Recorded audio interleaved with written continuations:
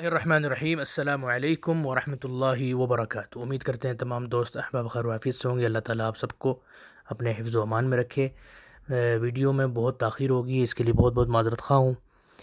کچھ مصروفیت اور مشغولیت کی بنا پر جو ہے میں جلدی ویڈیو اپلوڈ نہیں کر سکا، لیکن آج پھر حاضر ہو چکا ہوں۔ میری حاضری آپ حضرات قبول فرمائیں۔ دیکھیں جی، 5 سے 6 جملے ہیں۔ چھٹا جملہ جو ہے وہ ایک کومنٹ میں ایک بھائی نے جو ہے نا وہ میرے سے پوچھا تھا، تو میں نے آپ کو کہا تھا کہ انشاءاللہ میں ایک جملہ ضرور شامل کیا کروں گا کوئی نہ کوئی کومنٹ میں سے، باقی اپنی روٹین سے ہم چلتے رہیں گے، ٹھیک ہے۔ تو سب سے پہلا ہے کہ آپ نے سچ کہا۔ آپ نے سچ کہا، اس کو آپ بولیں گے صدقت، صدقت، صدقت۔ یا آپ کہہ سکتے ہیں، جیسے کوئی بندہ آپ سے بات کر رہا ہے نا، تو اس کی تائید گفتگو میں انسان کرتا ہے کہ ہاں جی بالکل صحیح بات ہے، ٹھیک کہہ رہے ہیں آپ، صحیح بات ہے، ہاں جی بالکل ٹھیک ہے، ایسے، ہاں جی بالکل صحیح، ایسے جو ہم اپنی زبان میں بولتے ہیں۔ تو عربی میں آپ کیا کہتے ہیں؟ صدقت، صدقت، یعنی آپ سچ کہہ رہے ہیں۔ یا صرف بولنے والوں کو کہہ دیا رہتا صادق، صادق، صادق، یعنی آپ سچے ہیں، آپ کیا ہیں؟ سچے ہیں، ٹھیک ہے۔ تو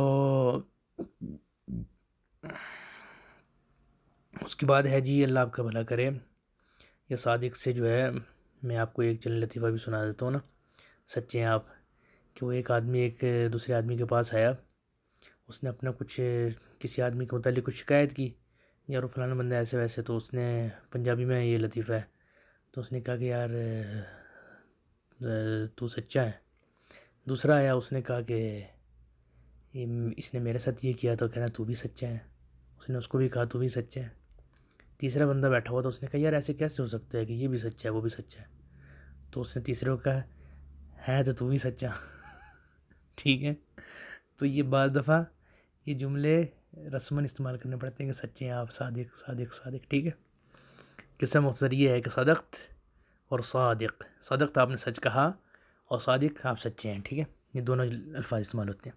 نمبر 2، جھوٹ مت بولو، جھوٹ مت بولو، لا تکذب، لا تکذب، لا تکذب، لا تکذب، مجھ پر جھوٹ مت بولو، یعنی اس میں یہ دونوں لفظوں میں استعمال ہو سکتا ہے کہ میرے ساتھ جھوٹ مت بولو، یا میرے خلاف جھوٹ مت بولو، یعنی میرے بارے میں ایسی بات نہ کہو جو حقیقت میں نہیں ہے، یعنی الزام مت لگاؤ۔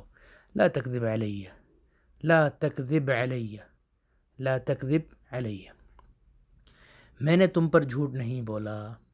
جس کے ساتھ اپنی ساری باتیں کی ہیں نا، اب وہ آپ کو جواب دے رہا ہے، وہ کیا کہے گا؟ میں نے تم پر جھوٹ نہیں بولا۔ ما کذبت علیک، ما کذبت علیک، اس کے دونوں معنی ہیں، میں نے آپ کے ساتھ جھوٹ نہیں بولا، یا میں نے آپ کے بارے میں جھوٹ نہیں بولا، دونوں معنوں میں استعمال ہوگا، ٹھیک ہو گیا۔ نمبر 5، تم جھوٹے ہو، آپ پھر بھی نہیں مان رہے، اس کی بات ایک مثال ہے، تو آپ کہیں گے انت کذاب، انت کذاب، یعنی تم اپنی بات میں کیا ہو؟ جھوٹے ہو، انت کذاب، تم جھوٹے ہو۔ اسی طرح اگر صادق کے ساتھ لگا دیں انت صادق، یعنی آپ سچے ہیں۔ سمجھ آ رہی ہے؟ کچھ خود بھی آپ بنانی شروع کریں عربی، ٹھیک ہے۔ اچھا جی، اب چھٹا جملہ ہے جو کمنٹ میں انہوں نے پوچھا ہے، میں دیوار پھلانگ کر اندر آیا ہوں۔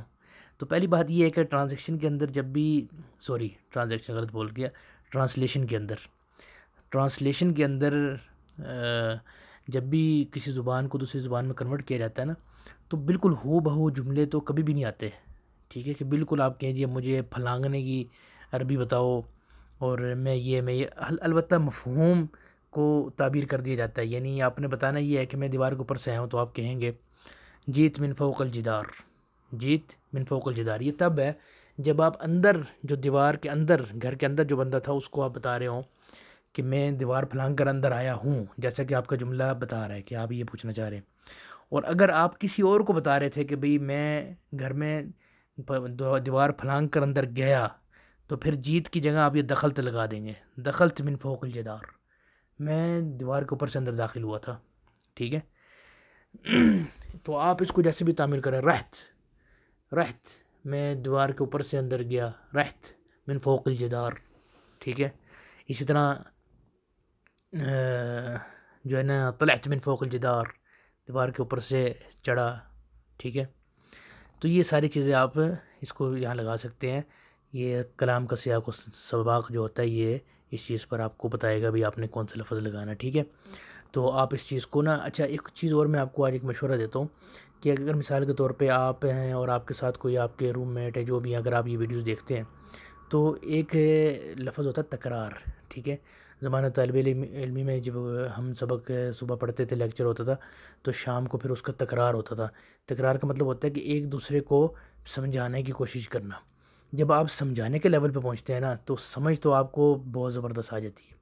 تو کوشش کریں کہ اگر آپ کوئی دو اکٹھے ہیں نا، تو آپ، اور اگر آپ کے ساتھ کوئی دوسرا بھی ہے اور وہ نہیں بھی سن رہا اور اس کو عربی سیکھنے کا شوق ہے، اس کو ساتھ بٹھائیں، آپ اس کو ویڈیو بھی دکھائیں اور آپ اس کو سمجھانے کی کوشش کریں۔ جو آپ کو میں نے سمجھایا ہے وہ آپ کو سمجھانے کی کوشش کرے۔ سمجھانے کے لیول پہ جب انسان پہنچتا ہے تو اس کا مطلب ہے کہ سمجھ اس کی کیا ہوگی ہے، 100% کلیئر ہو گئی ہے، ٹھیک ہے؟ بالکل اس کا کنسیپٹ کلیئر ہے اس وقت جو وہ سمجھا رہا ہے، کیونکہ سمجھ کے بہت سارے سٹیپ ہوتے ہیں۔ کتنی کو سمجھ آئی ہوئی ہے؟ 10%، 15%، 20%، 25، 50، 100۔ جب وہ 110% پہ سمجھ پہنچ جاتی ہے، اس کے بعد پھر وہ کیا آگے ڈیلیور کرنے کے قابل ہو جاتا ہے انسان، پھر وہ آگے سمجھا سکتا ہے۔ تو لہٰذا اگر یہ صلاحیت اپنے اندر آپ نے پیدا کرنی ہے تو آپ آج سے اس ویڈیو کو کسی ایک ویڈیو کو بھی لے کر اپنے ساتھ والے ساتھی کو، دوست کو سمجھانا شروع کر دیں، اس کو سکھانا شروع کر دیں، ٹھیک ہے؟ اور جو آپ کو مطلب ضرورت محسوس ہو آپ کو سیکھنے کی، تو فوراً ویڈیو آن کر کے دیکھ کے اس کو سیکھ لیں۔ تمام دوستوں سے میری درخواست ہے کہ آپ روزانہ ایک سے زیادہ ویڈیوز دیکھیں، اور اگر آپ نہیں بھی دیکھنا چاہتے تو ہمارا واچ ٹائم مکمل کرنے میں ہمارے ساتھ تعاون کیجیے۔ بہت شکریہ، اللہ آپ کو جزائے خیر عطا فرمائے گا۔ ایک ویڈیو ضرور ساتھ آپ ایکسٹرا میں دیکھا کریں۔ جزاک اللہ خیر۔ اگلی ویڈیو تک کے لیے مجھے اجازت دیں۔ السلام علیکم ورحمۃ اللہ وبرکاتہ۔